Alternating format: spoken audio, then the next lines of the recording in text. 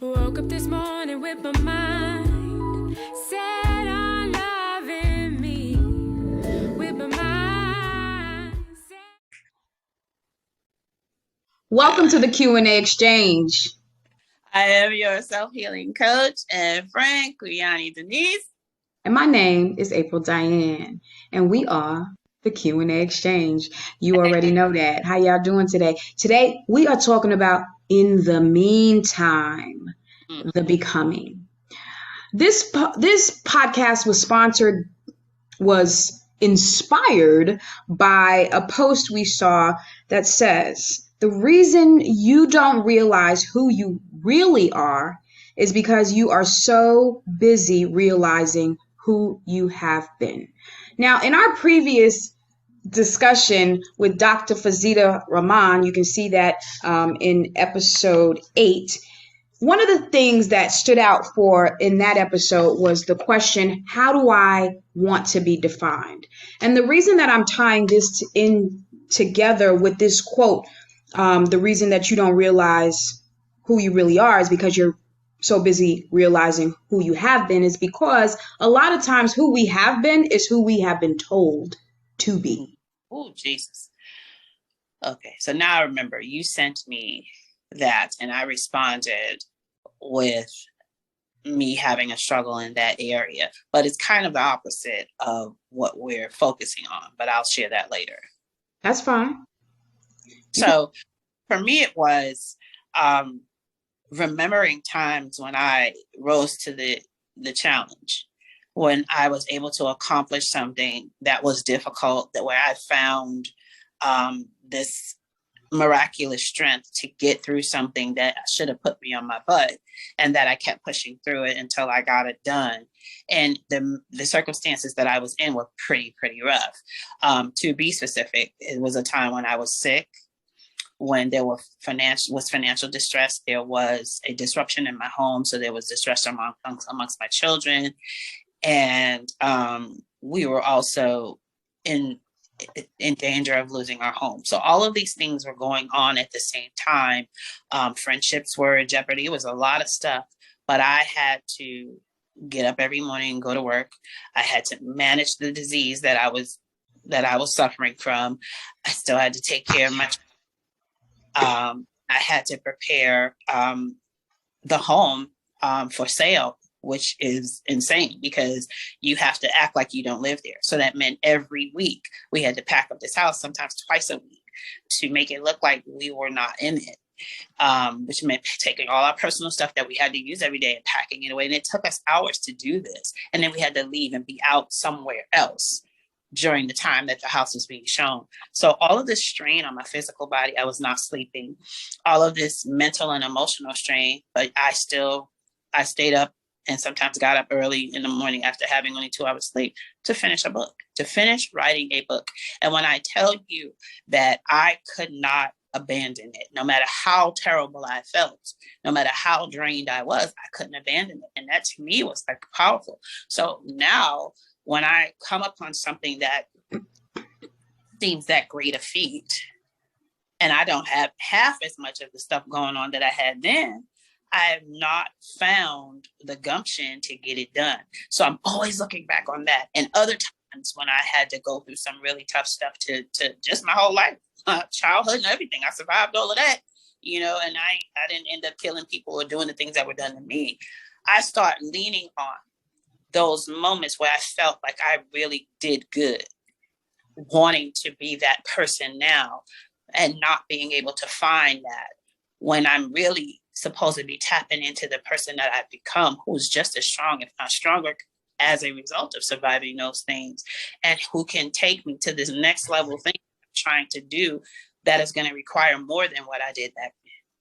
So that's what it triggered for me, the focusing on who I was in certain moments where I felt good about myself and trying to find that person versus focusing on the me that it didn't bring that up for me at all, which I can look at as a sign of growth, because normally that's what I would be looking at other people and seeing how well they're doing and thinking I can't be like that because of what I come from. because of what I was, as if that's still who I am. But I didn't think that at all. I thought about, how can I be just as strong as I was in these certain moments in my life now? Like the thing we were talking about when the Dr. Fazita was talking about certain things where we need to set boundaries for ourselves. And then she mentioned eating disorders and stuff like that. And I'm like, okay, here we go. Pulling my cart, because it's hard not to pull when you're doing this work. And so when I think about the struggle that I have with carb addiction, I think about, if I could only be like the Kuyani who was able to be all these different things in the midst of an autoimmune condition and all the drama that was going on around her. So that's what So, wow. You just brought up a very important point that was also highlighted in Inside Our podcast with Joseph Goldstein. And the episode, it's the same episode talking about pain. And how he said that eventually when you start to embrace pain and you start to be able to use pain, then you will miss it when it's gone. Girl. And because what happens is you forgot about that part, right? When we are in pain, what happens is the brain is required to concentrate on getting itself out of the pain. And so sometimes some of us, we lean on the pain and the challenges and the conflicts in order to help us to align. And so since we lean on those things so much, those things, conflict will come into our lives to help us with our alignment. Like Matt Kahn said, everything is here to help you, right? And so sometimes we looking at circumstances and situations as problems, but they're definitely opportunities. Because what happens when you are experiencing and when everything is chaotic in your life, most times you are looking for a way out of that. A lot of times people lean more to their spirituality. They go deeper in prayer during that time. They spend more time trying to find an alternative solution from what they have been doing. They step out of their routines even, so wow. That's all I can say, because I actually also had an experience the other night, that night when I called you and I told you, what I was going through and everything. And oh no, I told you after I got out of my cleansing bath, all this stuff was just coming up, and I was trying to keep it in because I was trying to keep composure. I had things to do. I was trying not to highlight it. I was trying to focus on what I wanted to grow.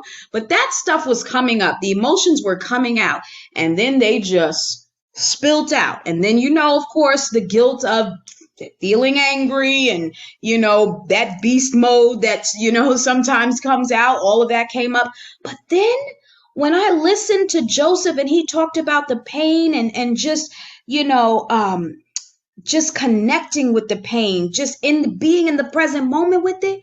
When I did that, I did make peace with it. I felt the energy of it, but it started to fuel me and inspire towards, like, I became like, okay, let's go. Let's get this done. It definitely impacted me in a positive way. I said all that to say, right, that when we're in the meantime and we're becoming, what is important for us to do is to look at our progress. This is not about perfectionism. And Dr.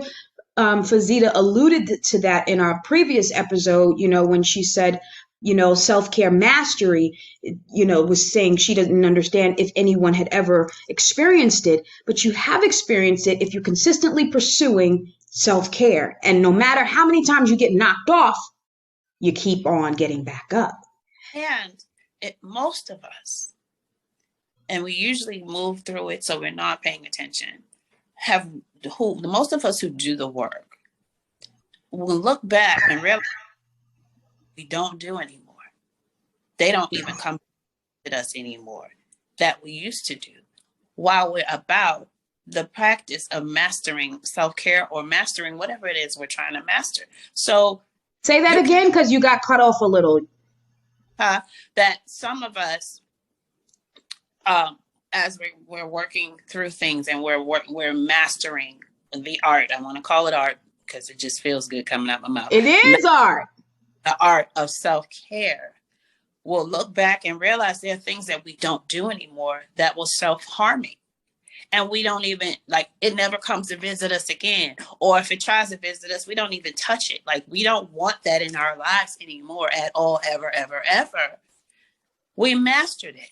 And it's okay to say it. It's okay to say, I mastered that. I don't do that no more. And I'm not going to do that anymore, because we are the authors of our lives. We are the ones who decide who we're going to become. And absolutely. So perfection, it is coming to think about the people who make furniture, who make all these beautiful pieces and things that we fall in love with. They give a damn about what they're producing, and they work it until it is, short of using the word perfect, they have mastered it. Yes. And there are new levels to master consistently. So if we've mastered one thing, we will move on to the next. There's another level that we need to get on. So it's not a mastery doesn't mean, completion. We're never going to be finished with this thing. That's not what we're talking about. We're talking about the ability to stay consistent and committed to the journey of caring for yourself so that for the purpose of improving your quality of life and the quality of life of others around you. That's what we're talking about. And what you just mentioned, Kuyani, was, at some point you do become convicted within a particular new pattern. And that's where you want to be. You reach a level of where that new pattern becomes automated. You no longer have to think about it. There's no longer that point where you have to, be specifically intentional. It's just becomes it embodies you. You embody it. You embody it. So, things to look out for in the meantime, when all of their ducks aren't in a row yet, because they don't all line up at the same time. There are layers to this. Yeah. So, the thing that's important for us to understand is that we need to be focusing on how am I progressing? Sit back and reflect on how much you've improved from one day to the next, even if it's the simplest, smallest thing. I didn't, shout out or scream or curse out that driver who cut me off. That's the type of progress, if that's something that you would normally do, and even you may have done it once today, but doesn't necessarily mean you're going to get it 100% the next day. But still, it's okay, because if you did it once, that's evidence that you can do it again. And then you just need to consistently continue to practice. So, just sitting down and reflecting on new ways of responding, identifying your growth. That's what you do in the meantime and between time when you are becoming that, who you are in the present moment. Yeah. Amen. Yeah, definitely. Definitely. Really good. When you were talking, so there is a point in your self-care mastery when the things that used to trigger you no longer generate the same response as you were talking about, Q. You no longer have the desire to sabotage yourself and your progress. A lot of times for me, what that looks like is stopping. I talk about that all the time, the pause, the stop, the stillness, because I don't want to ignite that energy anymore. And if my mind is, overthinking or overanalyzing, now I have a function in me that was built over time that says, just stop. Yeah. Have different activities that signify that I'm stopping. Sometimes it's, just a long bubble bath, and that's just me stopping. That's my favorite place to stop. Yeah. I'll be in there, and I can be in there for so long. I forget time. Yeah. I was in the tub yesterday 3 hours and it felt like 30 minutes. Yeah. Wow. Yeah. I know that, and that's not unusual for me. I normally will be in there for 3 hours. Say that But again. Say it again. I take baths a lot, they're mostly Epsom salt baths, and supposedly Yeah. you're not salt for more than I don't really know if that's true or not. So I time myself and I don't do that. But whenever I take them without Epsom salt, the only way I'm staying in there that long is if I brought something in the bathroom with me to entertain myself. I don't Mm. give myself. I don't know what it is, and it's probably associated with past. What's the word I'm looking for? In the past, feeling like I didn't have the right or the time to take care of myself. So, or this is it, the inability to be still. And this is why I will get in the tub and I'll have lit candles. I'll have put bubble bath in there. It's smelling all good. The lights are dim. It is the most amazing ambiance. And then I'll get in the tub and the mind is just, I'm intent on relaxing, but my mind is doing, minds don't stop, my mind is thinking about all sorts of things. And then maybe 20 minutes, maybe 30 minutes later, maybe I'm out the tub. Mm. Taking my shower. I'm because I bathe and then I also shower behind that because I'm not finna get out the tub. Nope. Absolutely not. So I'm, next thing I know, I'm already bathing and showering. And while I'm doing it, I'm like, why are you getting out the tub already? Where are you going? Usually when I take a bath, that's it. That's the end of my day. There's nothing else happening. I'm not going outside. I'm not doing it. Where are you going? Why are you getting out the tub now?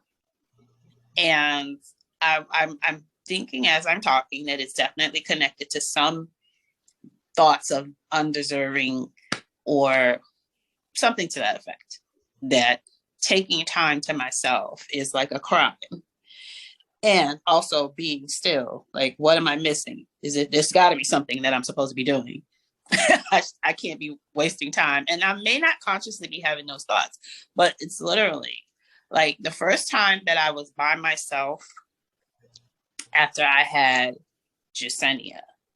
My bosses, we had a 2-week school vacation because it was a new school. My bosses were still figuring out the calendar. Had 2 weeks off. And 4 days out of those 2 weeks, they went to Maine and they told me I could stay at their apartment. So I did. I stayed at their apartment. They had no TV. And it was just me. And the kids were with Dominic. And I was miserable. I had been a stay-at-home mom for 5 years, and I did not like it at all. I did not like it at all, but I did not know how to be by myself. And so I kept trying to find ways of distracting myself from myself. But everywhere I went and everything I did turned me back to me. And it was one of the most terrifying experiences I've had in my life. So that was 16, 17 years ago. And while I am nowhere near that way, because now I left a whole family in New York City to be by myself. So, I don't have a problem being alone, but there's something about stillness sometimes that I'm uncomfortable with. And the telltale sign of that is bath time, because I take 3 baths a week, but I don't stay in. So that's okay. So that's the key word right there, is being uncomfortable. And it also, for me, is tied into my desire to control.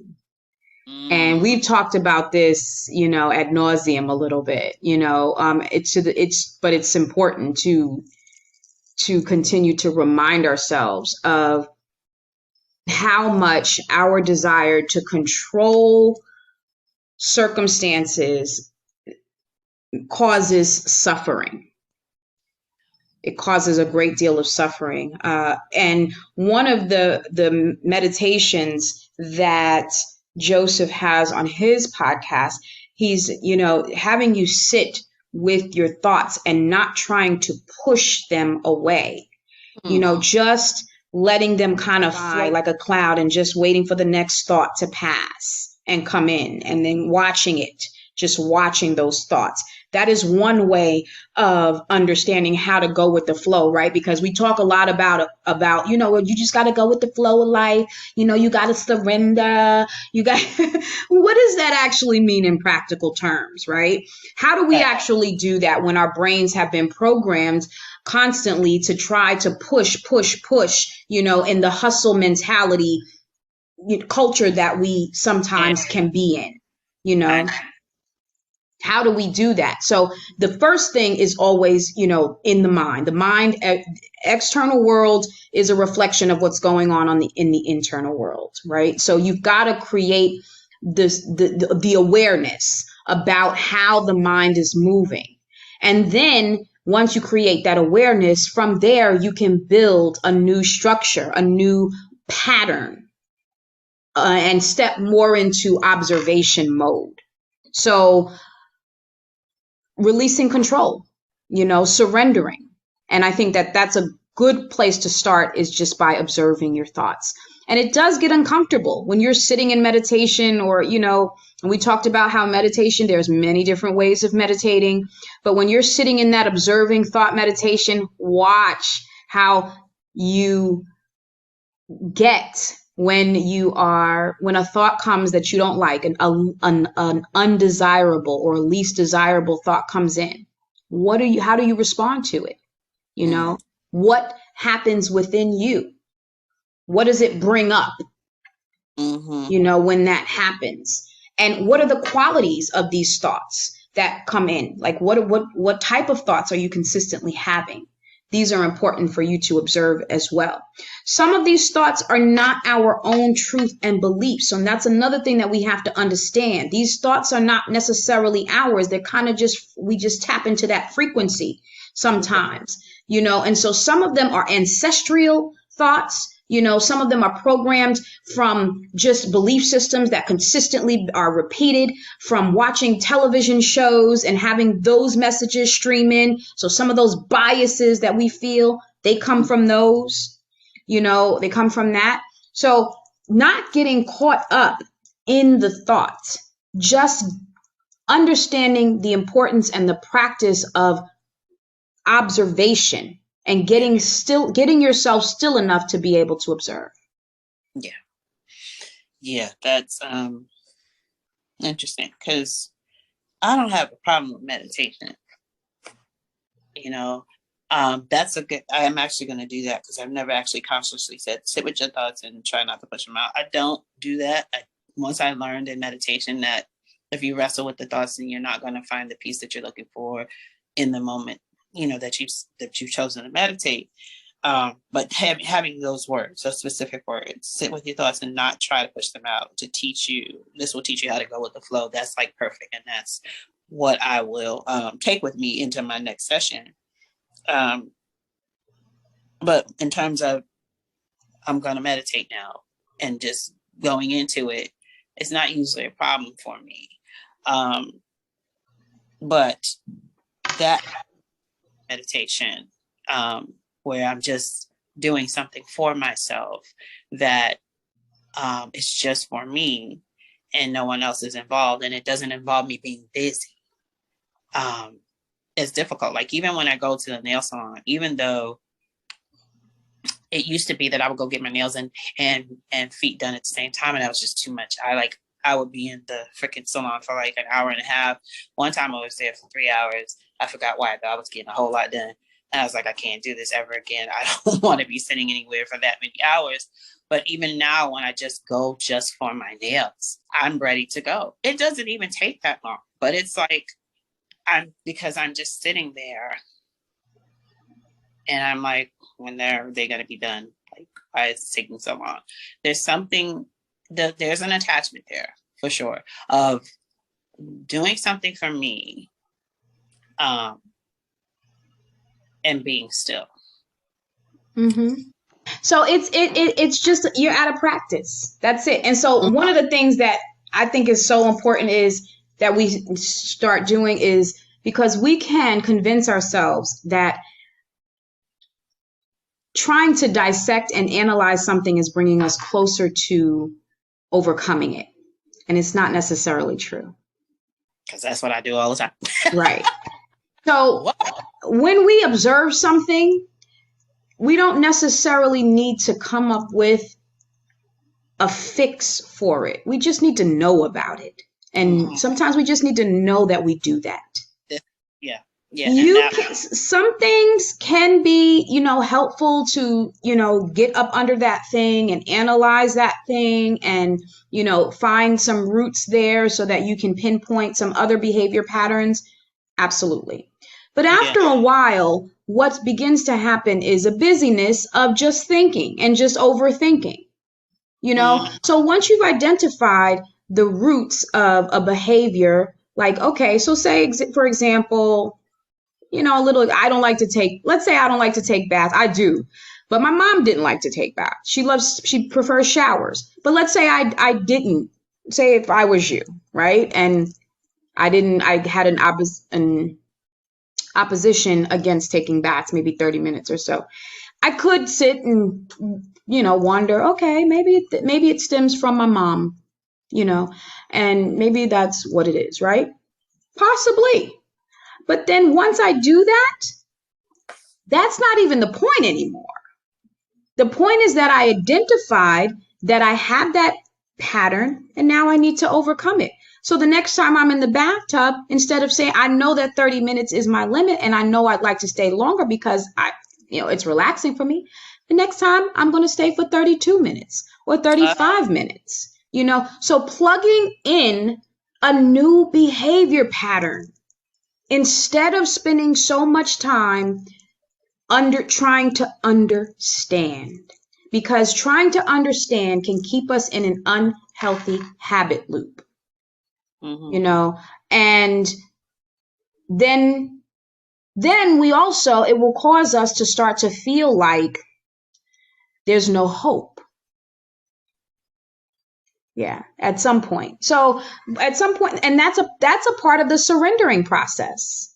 A part of the surrendering process is just saying some things just don't, like, I'm not going to always get to the root of the thing, or I can't, no matter how many times I revisit this in my mind, I can't fix that in the past. I can only correct that in the present. So what can I do in the present? And just leaving it as simple as that. The challenge with that is that sometimes we're just in the habit, because we're in the habit of that energy frequency, then we just get caught up in the habit of it, doing it and not being aware that we're doing it. And so then that brings us back to the practice of raising our self-awareness little by little every day. In the meantime, in between time, when we're waiting, we have our goals. A lot of y'all have goals out there. Yeah. And you're working on them. And you may be like, us sometimes. We've experienced. I waited for 5 years for one goal one time. And I know, I've talked to a few other coaches. I talked to a few other coaches and gurus who have said the same thing, that when some things take longer, and a lot of times it's because we have to step into who it is, into that character. Yeah. If we spend so much time and trying to decode those patterns and finding out the who's and the whys and the what's and the whens, then we're giving less energy into standing in who we are. So if I want to be, let's say a phenomenal self-care coach, or maybe let's go for my yogi. If I want to be a phenomenal yoga or yogi, right? I have to spend time on the mat practicing. I cannot spend time sitting and debating. How come I don't spend more time practicing yoga? Wonder why I can't do it. What's going on with me? I can't spend time on the phone. Girl, I keep saying I'm getting on this yoga mat. I ain't got on that yoga mat yet. And then the other person, like, I know, girl, I've been trying to go to yoga for so long. Meanwhile, y'all be done spent an hour and a half or more on the phone when you both could have been on the yoga mat together instead of pondering why you're not doing it.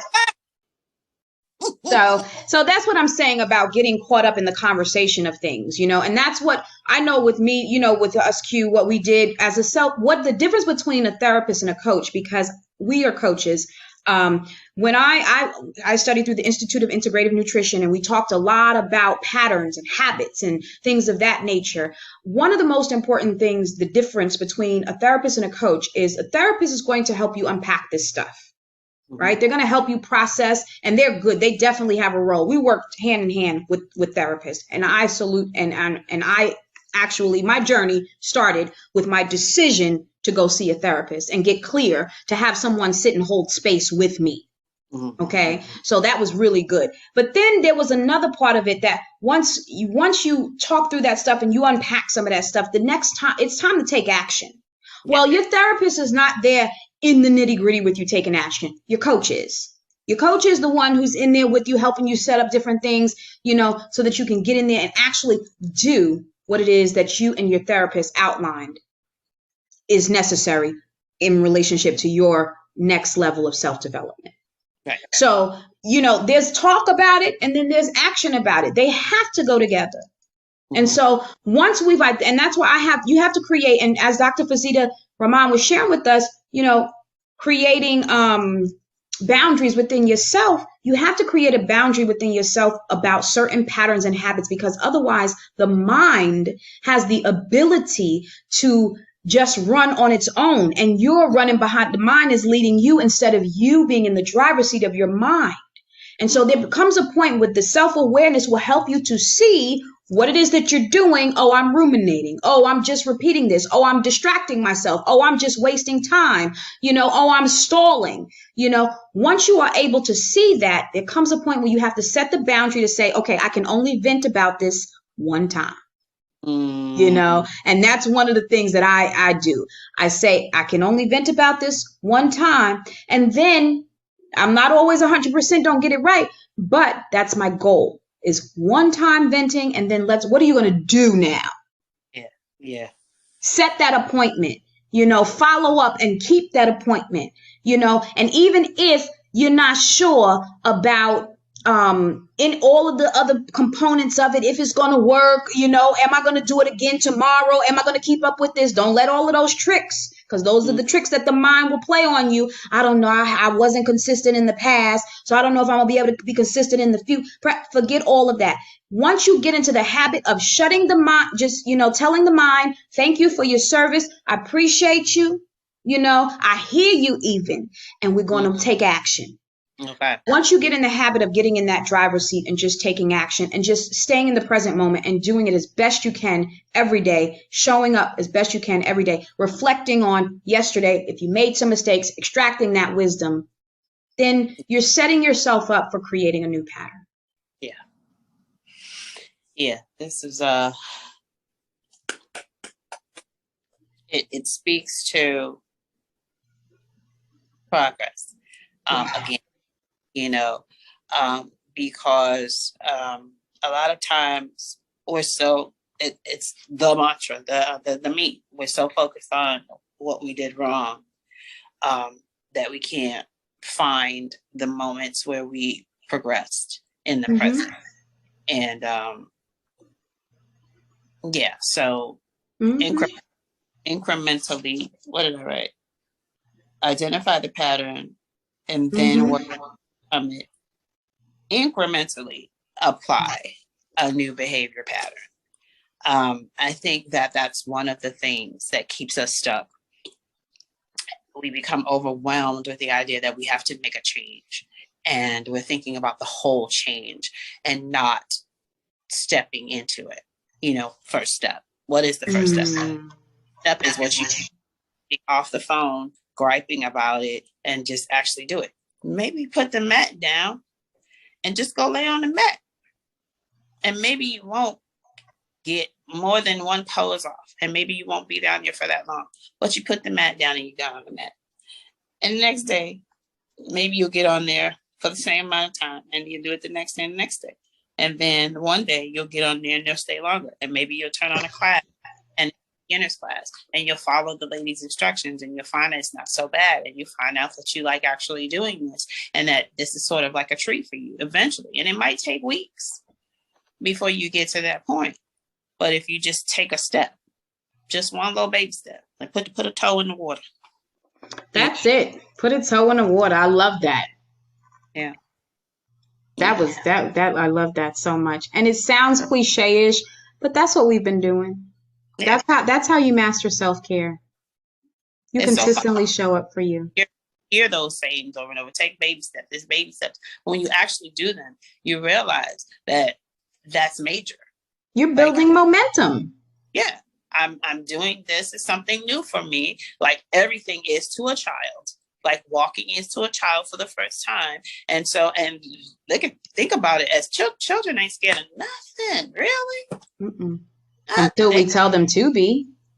Pull hot pots on themselves and, run out in the traffic because they don't have a sense of danger.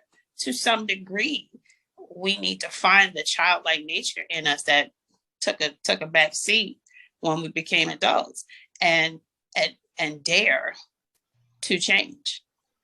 Dare to walk into change, and walking into, not leaping and getting it all done right away. A friend of mine recently lost a ton of weight, and part of it was due to illness, but a ton of weight fast. Like I literally just saw her. I saw her in August, I think it was. Might have been July. I think it was definitely August. And now she's like a completely different person. She looks amazing. And I'm like, that's awesome. But I know I've done that before. I've done the rapid weight loss thing before. And because that was what I was trying to do. I wanted it off, and I wanted it off now. If I go on the 30-day fast, I don't have a problem losing weight at all. I have a problem doing the things I need to do to lose weight. But whenever I've done that, the rapid weight loss, I went back headlong and I gained it all back again. So now I'm in a place where I'm like, I'm not finna try to tackle the whole thing. I'm not trying to pull 180 pounds. I'm gonna tackle 1 pound at a time. And I'm not even gonna focus on the pound. I'm gonna focus on doing what I know is going to help me to feel better. I don't need to be skinny. I don't need to look better in my clothes. I need to feel better on the inside. I can do one thing toward that. And I may not get it all today, but one thing toward that. And that will start the ball rolling for me. And if I can stay in the moment and not worry, like you said, not worry about tomorrow, not worry about what if I don't get it right, then that's progress. And I can, just staying here, staying right here. This is where we at today. Today, you did not stop and go buy the cookies that you want to stop and go buy. You did not. You drove right past McDonald's because you was going to substitute those cookies for some apple pies. You didn't do it. You got back into the neighborhood and you were like, Carver's just up the block. Go Carver, get the cookies from there. And you didn't. You went straight home. And so that's one day. But see, the thing, okay, so you just embarked on something that was really important as a practice, celebrating yourself. And the progress that you make. So many of us have an issue with that, but we don't realize how that can be the deciding factor about how well you continue, because there's a part of you that needs to hear you say to yourself, good job. And on that note, we're going to go ahead and wrap this thing up. We're going to talk to y'all next week. Thank you so much for tuning in to the Q&A exchange. Good job for showing up for you and mastering self-care. Peace. Yes. If you're looking to purchase CMOS in its various forms, visit One Peaceful Yogi on Instagram And you can learn more about the benefits of sea moss on her Instagram page as well.